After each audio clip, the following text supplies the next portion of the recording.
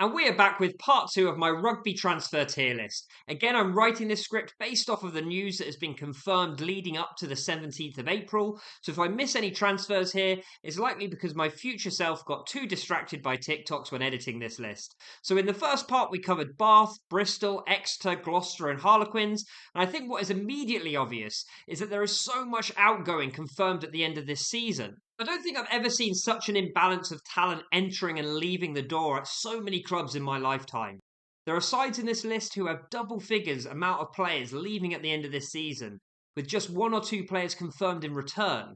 Now, don't get me wrong, this is down to a flock of pre contract agreements over the pond in France, but it does make for worrying reading. So let's pick up from where we left off and dive straight into part two, starting with Leicester Tigers. Now, despite being one of the most historic and biggest clubs in the world, Leicester do have issues. Various fines over salary bracket complications and lack of declarations aren't a great look, even if they are pretty minor in this case, but we don't want it to be a sign of a worrying trend. Nor do we want to see it necessarily end up in points reductions.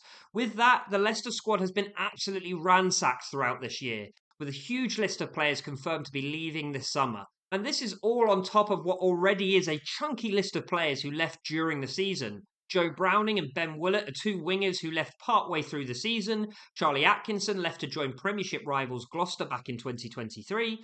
Joe Powell left to join Lyon over in the top 14 to support against that relegation battle, which is really hotting up. Mike Williams followed Piers Bradsis in joining Kurita Water Gush over in Japan. And the veteran Sam Carter went to join the Western Force over in the Super Rugby competition. Now, on to the players who will be leaving once June comes around, starting with a gaggle of first choice centres. Phil Thokanasiga will be leaving to join Ospreys in what I think is a great piece of savvy business from the Welsh outfit. Matt Scott, who at 33 years old will also be departing the Midlands side, but I'm not sure whether his destination has been outright confirmed as of yet. But the big one for me is Guy Porter's departure. Don't get me wrong, like Thokanasiga, he's seen his game time reduce this season thanks to this new look combination of Catter and Kelly, which has played so well together. But the guy was an England international barely a year ago. At 27 years old and as more of a homegrown talent, it's sad to see him move on and out of the Premiership. We also have a spattering of front rowers leaving too, with Francois Van Wyck also leaving at the end of this season. Dan Richardson will also be departing the side, and potentially the big name here in Nick Dolly, who will be heading over to the Western Force. Again, Dolly was in England contention just a year ago, but with injuries and a massive lack of game time this year, seeing his minutes slashed to just 230, he just hasn't had a look in. 2 starts and 8 appearances, half of which coming in the Premiership Cup, does feel like the writing was on the wall. Then there is the big Jasper Wiese-shaped hole as the 28-year-old confirmed back in December that he too would be leaving the side. As somebody who has characterised some of the best parts of Leicester rugby over the last few seasons, it's definitely a big dagger in the heart of loyal fans. And when you look across all of these players that are leaving this side, what's immediate obvious is the age profile, as the average age of their departures is the second lowest in the league at 27.9 years old. That's a lot of players leaving in their prime to go elsewhere, and a big headache for this Leicester side. So who will be joining this side? Well, Cornet Beats will be joining from Blue Bulls on what might be potentially an academy contract. As an ex-junior Springboks player of the year and a player with bags of potential, I like this signing a lot. I think he's obviously being eyed as the long-term heir to Wiese, but at just 20 years old, I'm not sure that he's necessarily going to make that impact right now. Tom Mans and Archie van der Fleer are two useful players who will be returning back from middling loan spells at Nottingham. But on to the two bigger names that have confirmed that they will be joining this outfit. Firstly, there is Isaiah Parise, who at 27 years old might be one of the signings of the summer. The Australian international joins from a pretty weak Waratahs outfit, having previously played for Bayern and the Reds. He's put up 521 minutes so far this season, which isn't a lot, but he has featured in all 8 fixtures of the Super Rugby Pacific tournament. He's a slightly more diminutive outside centre that can also play on the right wing, and a partnership with Kata could be a mouth-watering prospect. 30-year-old Welsh loosehead prop Nicky Smith will also be joining Leicester next season in a surprise move from the Ospreys. I'm not a huge fan of this signing, in honesty, as at 120 kilos, he's actually a little smaller than what the side have had there in a long time. And with players like Will Goodrick-Clark still available, I just think there could have been better due diligence around this sort of signing done here yet again. So in honesty, where would I rank Leicester? Well, it has to be another painful season for me. They are losing 2 or so frequent starters in the summer, having already committed to losing over 10 players this season, with only 3 names coming through the door. I like 2 of those names, but it doesn't scratch the surface on areas which I actually think they need heavy duty repair. Now on to Newcastle Falcons, who, let's face it, are in a really bad way.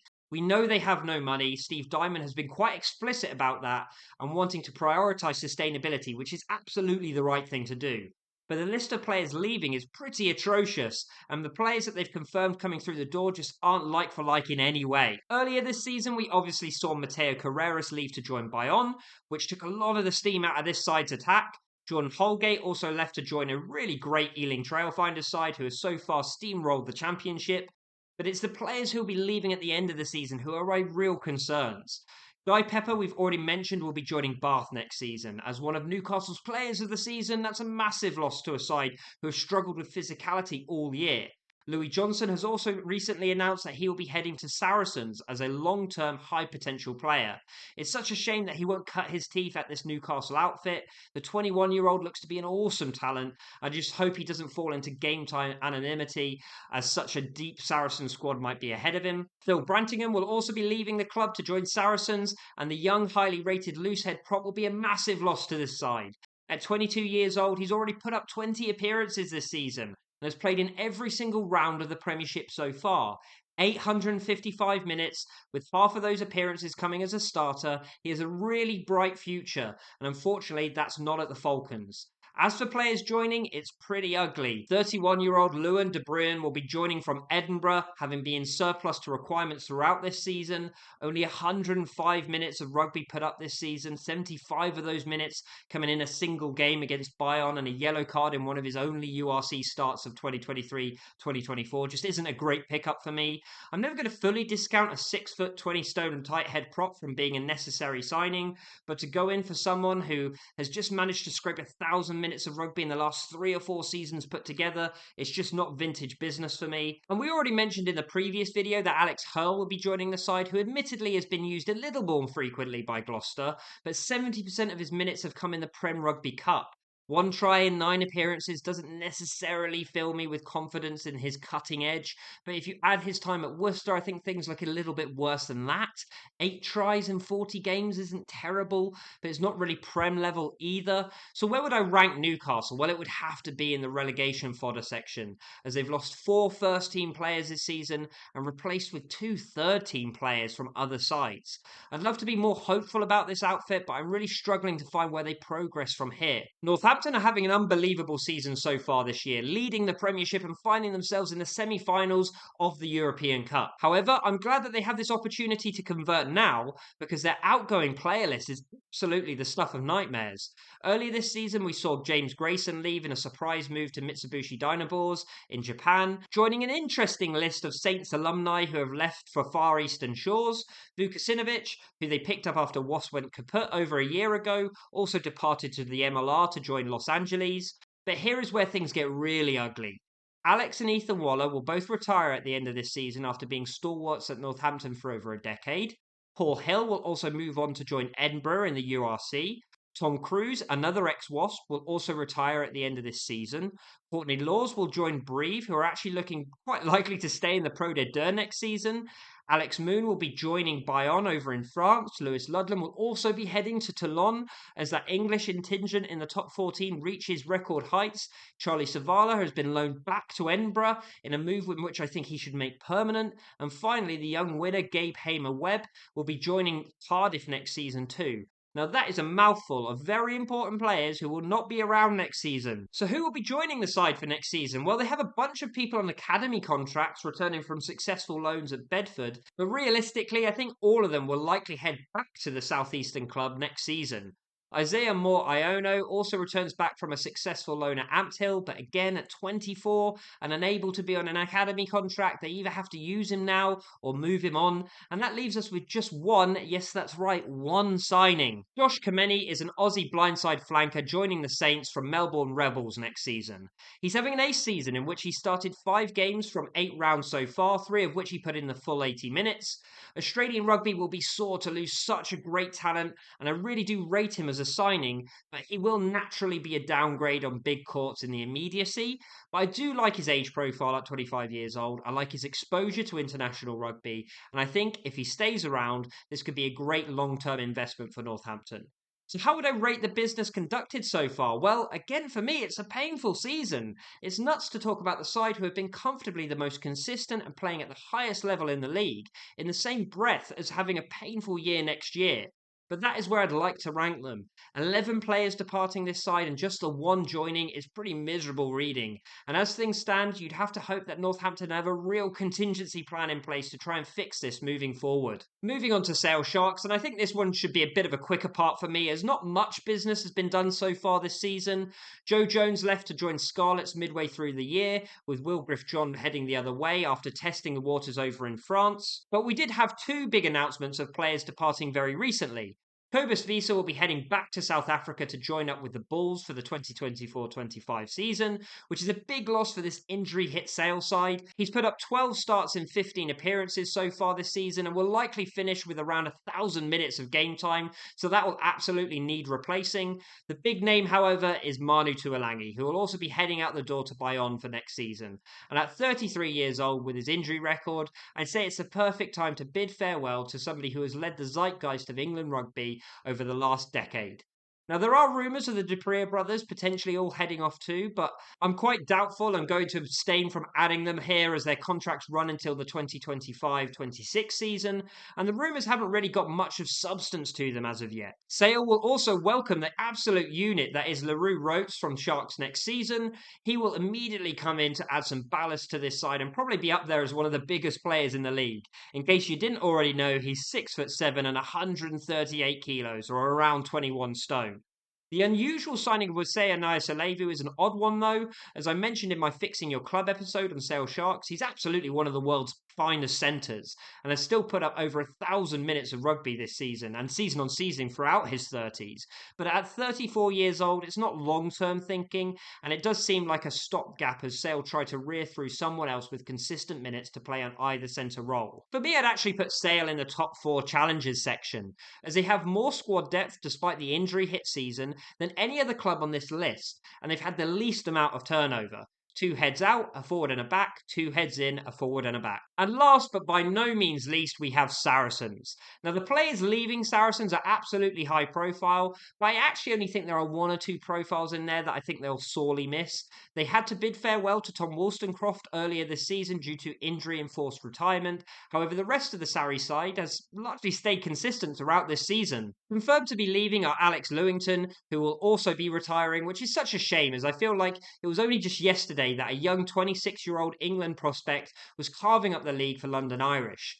Both Vunipolas will also be leaving, with the 33-year-old Mako yet to have confirmed what the next stage of his life looks like, and Big Billy joining Montpellier.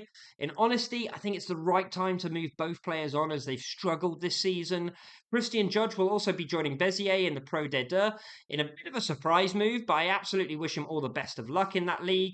But the biggest departure perhaps in this entire video, in this entire series, is Owen Farrell, who'll be leaving to join Racing 92 next season. Regardless of where you sit on him, you cannot deny that he's had a phenomenal swan song season at Saracens this year. Despite the hysteria around Ford and the 2 Smiths, in honesty, the 10 having the best season in the league so far this year is Faz. And I am too saddened by the vitriol that he's faced over the last few seasons, considering his career and how it weighs up against the England greats. Now, Saracens are the only side in the whole league with more players confirmed to be joining the side than departing it. They have 5 players returning on loan from Ampthill, who all look like interesting talents. They also signed the aforementioned Louis Johnson and Phil Brantingham from Newcastle, who both, I believe, will be eligible on academy contracts and will add some depth into sore areas. They recently announced Sam Spink, who is a wicked signing, as I absolutely rated him at Wasps in the game time that I got to see from him in their pre-demise. He's started 6 from 6 appearances in the Super Rugby League so far this season for Western Force, putting in 5 80-minute performances. He's 24, he's 6 foot, 105 kilos, so he's a big old boy for an outside centre, and he's really combative and a great defender and has bags of potential. They also have Fergus Burke, who'll be joining from the Crusaders too, which is an awesome signing and likely the direct heir to Farrell's throne. In the 2022-23 season, he played 17 matches, starting 10 and scoring 42 points across 850 minutes. In that same season, he started and appeared in 10 games for Canterbury and scored 109 points in 628 minutes. I think this is my dark horse pick to be in the signing of the summer. And then a familiar face in Rhys Carré will be rejoining Saracens after a pretty disappointing return to Cardiff. At 6'3" and 132 kilos, he's exactly the type of signing that they need to reassure this waning set piece that they've had so far this year. So where would I finally rank this Saracen side? Well, I'd put them right up there in that title challenging bracket, as they've offloaded players on the decline on massive contracts, brought in some of the Northern Hemisphere's finest talents, with a Southern Hemisphere talent sprinkled in there for good measure, and on paper could be equally strong next year with a younger looking side. So there we have it. This is my final tier list for all the Premiership business that has been done so far this season. And to echo my statements at the start of this video, I am definitely worried. There's a massive amount of departures this season, so much turnover for so many great sides. I'm actually particularly worried about the top 4 teams, with the exception of Saracens, and how little they've managed to do in terms of replacing talent, which has been so important to them this season. But I'd be really interested in understanding your suggestions for new signings, what you think of the signings done so far and the business which has been conducted by these clubs in the comment section down below. If you like this video, then make sure you leave a like, make sure you subscribe if you're watching this on YouTube, and if you're watching this on TikTok, follow me for more rugby content.